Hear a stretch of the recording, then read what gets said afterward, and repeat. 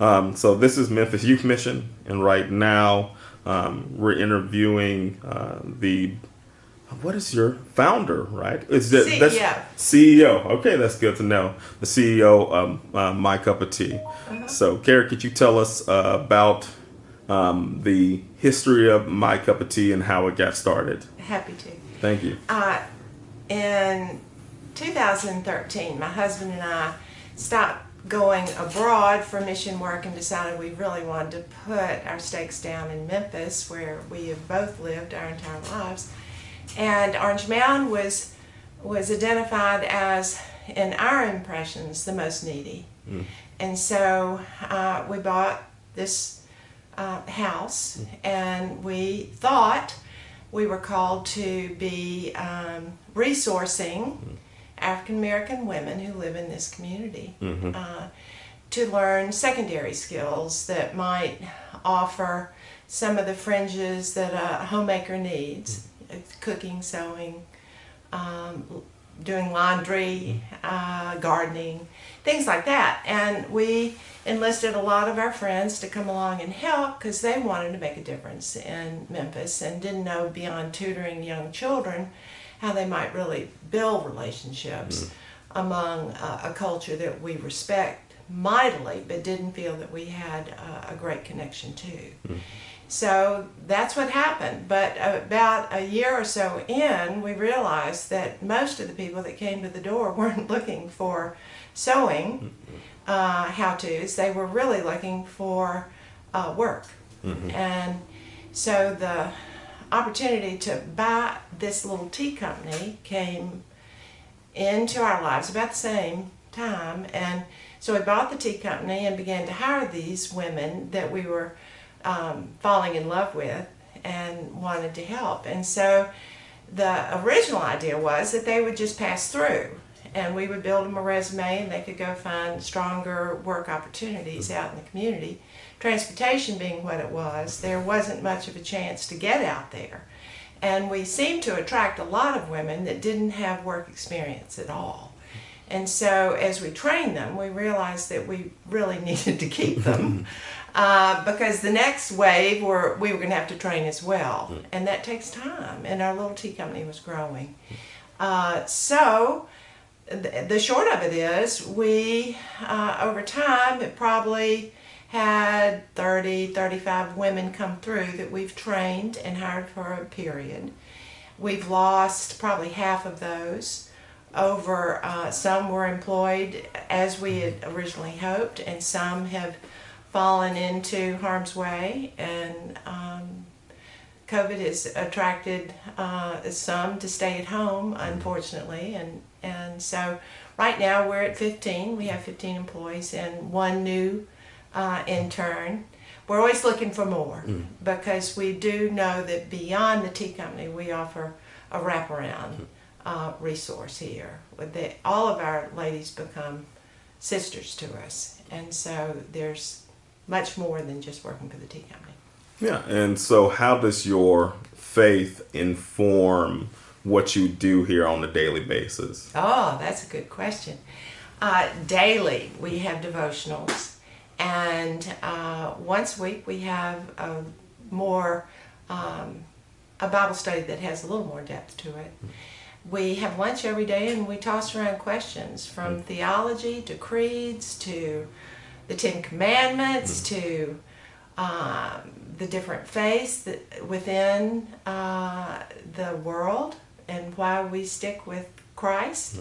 And because of the slowdown in our actual retail business right now, some of those conversations are lasting, and we're getting a deeper understanding of who Christ is. And so an interesting question would be, when someone drinks your tea, right? Someone experiences your product, what do you want them to experience other than the fact that this is a good tea? This is a great tea. Well, first of all, tea trumps coffee because coffee's on the go, and tea requires the right temperature of the water, and it also needs to steep a specific length of time depending on the tea. And so we become real snobs about all that. And so the tea experience itself elevates the opportunity to really savor the taste, to really slow down. And typically you have tea with someone, coffee in the car. And not only the actual imbibing the tea, I think the fact that the tea sale is supporting the salaries of so many women who know more about tea than the majority of people who would have the wealth to have been exposed to very fancy teas over the past century. Yeah. And so in that work, in that experience, what sustains you to keep going day after day? I discover Christ here every day. It was because of John 1:14, Jesus moved into the neighborhood. That's Eugene Peterson's message. That's his version of that wonderful verse. And I wanted to be where Jesus is. And I've chased him all over the world. He's in India, he's in Ukraine. Those are two of the countries we've spent a lot of time in. And yet I found in East Memphis, he was a little bit more passive because we have so many other choices before we get to him. And I have loved him since I first knew him. And I discovered he's right here in Orange Mound, just like he would be in Galilee. And so I guess a final question with you, Carrie, and I appreciate your time here, would be the group that we're talking to. These are teenagers, these are college students.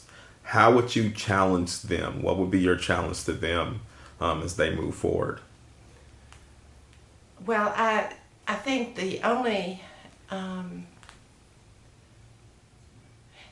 true life is one spent with Christ. And I would say